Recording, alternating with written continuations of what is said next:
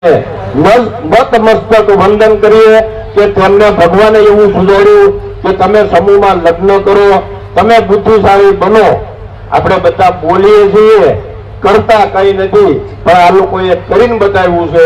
અને એમાં પણ સાહેબ તો મને ઘડીએ ઘડીએ ફોન કરે, કેટલા વાગે પહોંચશો ને ક્યાં પહોંચશો ને કેટલે પહોંચ્યા આવવાનું છે ને. મેં કીધું આવવાનું કીધું એટલે આવવાનું છે, એમાં બીજો કોઈ બે મત નથી.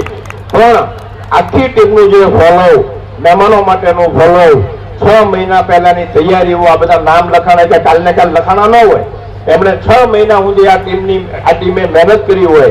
ત્યારે અમે બધા સ્ટેજમાં બેઠેલા તમામ વતી હું આખી એમની ટીમને ખૂબ ખૂબ અભિનંદન આપું છું અને એમના કાર્યને આવકારું છું.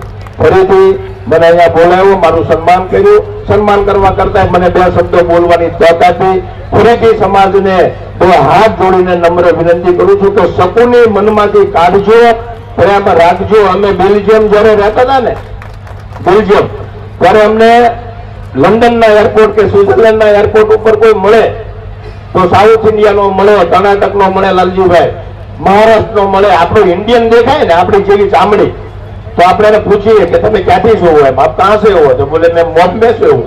તો આપણને એમ થાય મારો હગો ભાઈ છે, અમે એની પાસે જઈએ ગુજરાતના એમ.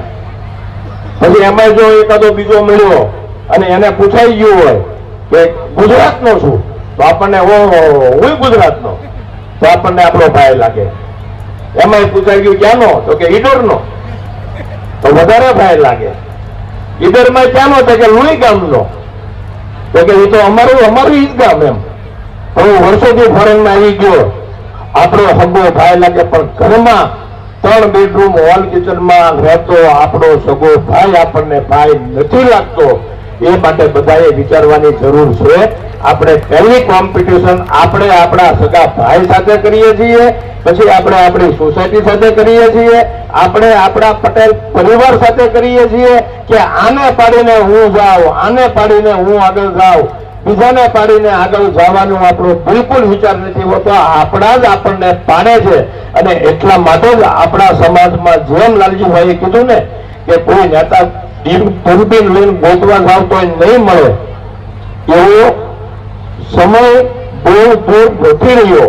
એવું આપ સર્વને 2 હાથ જોડીને ફરીથી વિનંતી કરું છું કે ભાઈઓને હાચવજો, ભાઈને હાચવજો, પરિવારને હાચવજો, બધું જ હચવાઈ રહે. અને છેલ્લે તમામ લોકોને ખૂબ ખૂબ શુભકામનાઓ સાથે વિનવું છું. જય હિન્દ, જય ભારત, જય મા ઉમા.